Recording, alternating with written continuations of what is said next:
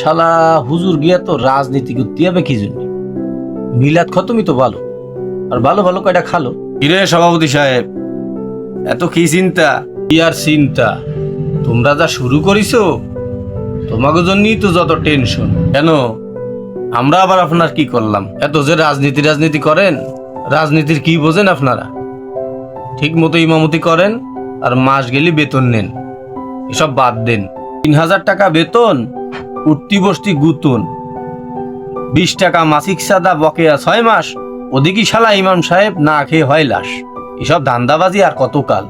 Shut up, হুশ করে কথা বলবেন। ইউ ডবল শাট আপ, ঠিক মতো বিরাজ করবেন।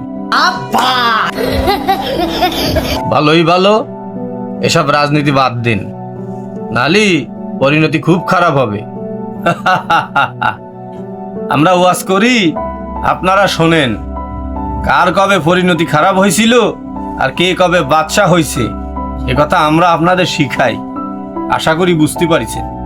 ভাই বুঝছি, তর্কে তোমার সাথে পারবো না।